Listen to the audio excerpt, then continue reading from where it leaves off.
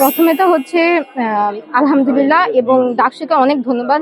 কেননা ঢাকা বিশ্ববিদ্যালয়ের ইতিহাসে প্রথম শুধুমাত্র মেয়েদের জন্য গণ ইফতারের আয়োজন করা হচ্ছে। আমরা দেখেছি যে মুসলিম বা হচ্ছে প্র্যাকটিসিং মুসলিম মেয়ে যারা, তারা হচ্ছে অনেক কিছুতে পার্টিসিপেট করতে চায় বা অনেক কিছু করতে চায়, কিন্তু আমাদের বাংলাদেশের প্রেক্ষাপটে ওরকম হচ্ছে ব্যবস্থা করা হয় না বা পরিবেশ থাকে না করার।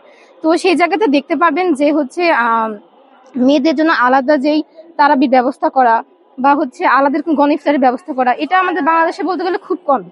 তো দেখা যায় যখন আমাদের পরিবারের ভাই, তারপর হচ্ছে বাবারা যখন তাদের তারাবিতে যায় বা হচ্ছে এরকম গণ ইফতারের বিভিন্ন আয়োজনে যায়, তখন আমাদের খুব ইচ্ছা করে যাওয়ার জন্য, কিন্তু মানে দুঃখের সাথে বলতে হয় যে বাংলাদেশে কিন্তু এরকম ব্যবস্থা খুবই কম। তারাবির ব্যবস্থা আছে কিন্তু সংখ্যা সেটা খুবই কম। আর গণ ইফতার তো হচ্ছে জীবনের প্রথম পাচ্ছি, তো এই জন্য অনেক এক্সাইটেড। আর এটা ছাড়া হচ্ছে দেখা গেছে যে রমজান আসার পর যারা হচ্ছে আমরা হলে থাকি, রুমে আমরা 3-4 জন যারা থাকি, তারাই হচ্ছে গিয়ে মানে পরিবারে থাকলে যেমন একটা রমজান রমজান আমেজ আসে, উৎসব আসে, কিন্তু হলে থেকে ওরকম একটা মনে হয় না। তো এই যে আজকে গণ ইফতারে আসলাম, এখন মনে হচ্ছে যে আসলে রমজান মাসটা আমাদের জীবনে আসলো।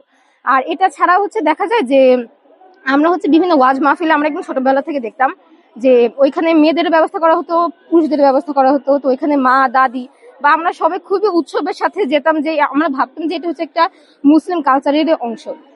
তো সেই জায়গা থেকে যখন মানে এই যে আজকে হচ্ছে এটা ব্যবস্থা করা হলো, তো সেখানে মেয়েদের যে একটা ইচ্ছা ছিল সেটা আজকে বাস্তবায়ন হলো। যে মানে একটা হচ্ছে মুসলিম যে সংস্কৃতি, এটা আজকের এই গণ ইফতার আয়োজনের মাধ্যমে ফুটে উঠেছে। সেই সাথে হচ্ছে মেয়েরা এখানে এসেছে একটা উৎসব আমেজ পরিবেশের সাথে।